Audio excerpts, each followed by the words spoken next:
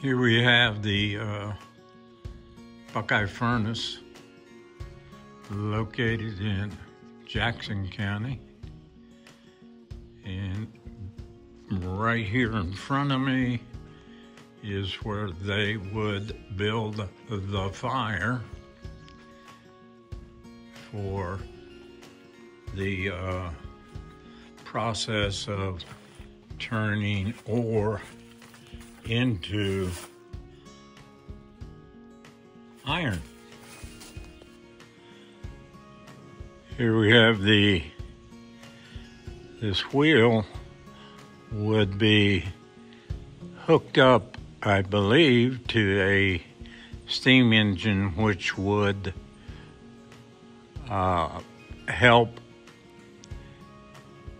to attain compressed air. And as you can see here, up would be where they would put the ore into the furnace to be, I think the term is smelted and turned into iron. And over there, this furnace is humongous actually. And I can't get up to that area there, but according to what I've read over there, that there's some information over there put here by Historical Society and tells you about the furnace. It was interesting that the people that worked at these places, and they were usually in rural areas, as you can see all around.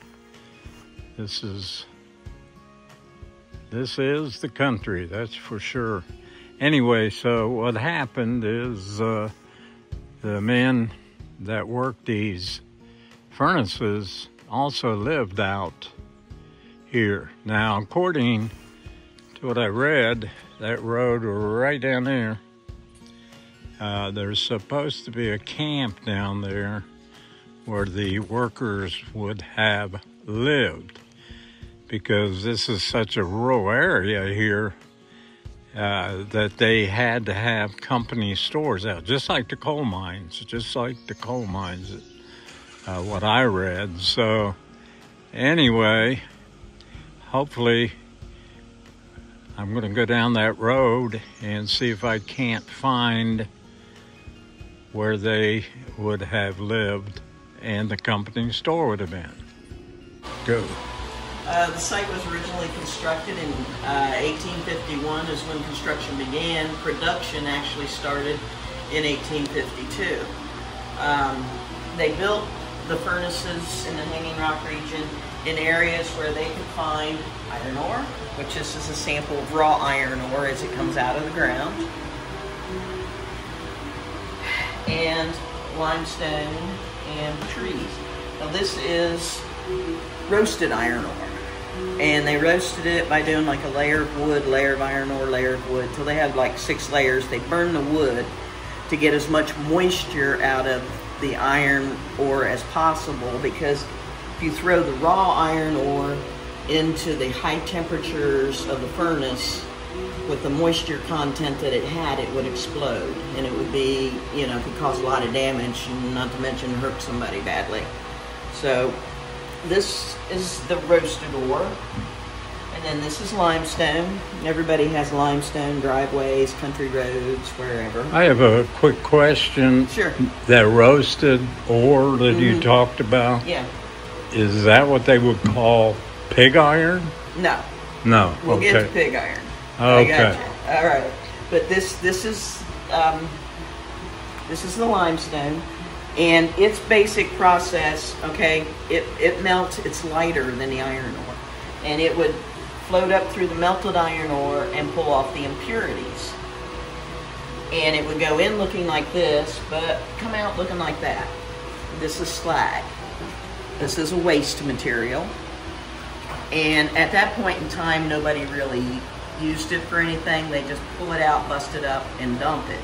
Now, my understanding from talking to guys that work in the steel industry today, there's actually companies that buy the slag from them and use it for other purposes. So I think that's really great. Now, depending on the temperature and somewhat on the impurities, you can find some very pretty slag, but the bulk of it is black. So, get some pretty colors out there. Okay, so this is a charcoal, and as I was saying, this is, it was a big endeavor in itself. And the trees had to be cut, the wood had to be cut certain lengths, had to be stacked a certain way. They have basically a wood type chimney here, and then from on up, a much smaller chimney to allow just a minimum amount of air in. They didn't want this to catch on fire, because if it caught on fire, they lost the charcoal. And they covered it with leaves and dirt, and then once it was actually started, it had to be monitored 24 hours a day for 2 weeks. And they would watch, keep very close eye on it. If they saw what they thought was a little too much smoke coming out from one spot, they'd throw some more dirt on it. If they thought, we might need a little bit more air in there, they might scrape a little off. But it was a very dangerous process, and it was time consuming. What the smartest thing they did is they actually built these where they cut the trees down, because it would be much easier to transport charcoal than the wood. So it was actually done at the site where they use of iron a day. It was a medium-sized site in the Hanging Rock region. There were some that built as little as 1 ton a day, some that produced as much as 21 tons a day, depending on their size and everything. They had about 100 men who worked here. Their families lived here. They had cabins up and down the roads and up along the creek. And their wages were 65 cents to $1 a day, depending on their job. Now, wow. Everybody gets excited about that, but go back to that time period. Pork was a penny a pound. Beef was 3 cents a pound. The most expensive thing in the store was tea. It was $1 a pound. But when you think about tea and how light it is, it would take a lot of tea to make a pound. So a pound of tea could be split amongst many families, to reduce the price. Because most guys aren't going to want to pay a day's wages for a pound of tea. And that would be pretty exorbitant. Yeah, I saw up there the sign up there by the furnace said they make around $10 a week. Is that correct? Or did I read that wrong? I'm not sure about that. My information is 65 cents to $1 a day. Okay. That is the information I have. Now this is the final product. This is what all the fuss was about. This is part of the pig. Okay, this is pig iron. And if you were to pick this up, it's extremely heavy. I never let go of it because I want people to keep their toes.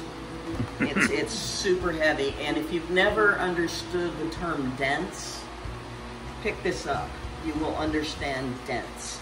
Now we have a full-size pig over in the showcase there. This is a full-size pig. It weighs 86 pounds. Now, as soon as it started to solidify, they had to break it out of the mold, because if they let it cool down completely, they'd never be able to break it. And then they would put these on wagons and take them to the railway stations. And sometimes, by breaking them when they were still hot, they had to watch the wagons. Occasionally they would catch on fire. Okay, the reason they call it pig iron. Up at the furnace there, on the left-hand side, you see that round wheel. That round wheel is called a slag wheel. Correct. On that side of the furnace is where they tapped out the liquid slag, and they just let it puddle because they had no use for it. And they'd throw a chain in there, and the men would literally walk that wheel to pull that slag out where it could be busted up and then just hauled away and got rid of. Now on the other side, the right-hand side, that's where they tapped out the iron. And it would come out and there would be a path, and this is a sandy bottom, so they dug their design in there. And you would have a main one, and then you would have arteries off of it. And then off of those arteries, you would have the smaller pigs here. The reason they call it pig iron, no other reason, is that it looked like a mama pig feeding her babies. Yeah, I saw that up there. Yeah. So that's the reason it's called pig iron. Doesn't have a special recipe, doesn't have anything special to do with it. Just what it looked like, and it stuck. Store. This is where the men would come in and spend their pay, because it was script. Pretty much, most people are familiar with it with the coal mines, but it was also used in a lot of the furnace areas. Every furnace kind of had its own script and everything. I've been looking ever since I've been here, which is 18 years, to try to find a piece of Buckeye furnace script, but haven't managed to do that yet. Would love to find a piece, even if it was just a picture of a piece. They would come in here and buy the things that they needed. Stock, whatever. So you would come in if you wanted some kind of spice, a packet or whatever. They would get it for you in a scoop, because back then they didn't have the bags. You've got these rolls of paper back here. They pull out as much paper as they needed, fold it all over, tie it with the string that's hanging up there, and make packets. And then if you had several small packets, they would make a big packet for you. It's a pretty interesting thing, you know. No. And they had their store, they had a church, they had a school, and of course lots of cabins for the families to live in and stuff. The covered bridge that's out here was across the creek right there. We saved it so it wouldn't be destroyed. Had some great help from county engineers. Got a grant and we were able to move it over here, and our goal is to eventually try to move it back across the creek on a hiking trail. Eventually for a little bit of a hiking trail for folks, so they could actually see where things were. They've tried, when they reconstructed this, they tried to build it as much as they could. You can look in our flooring. This is a picture of the Hanging Rock Iron Region. It runs from just above Logan, Ohio, down into the northernmost part of Kentucky. Now, as you can see, the red line here that runs pretty much down the center. It takes a little curve right here, but it runs pretty much down the center of this. And every one of these dots was a charcoal iron furnace. And we've been working with some people in government trying to get 93, not necessarily change the name, but add to the name the Iron Road, because it goes right through the middle, pretty much, of the Hanging Rock Iron Region, and we think it would be a great notification to tourists.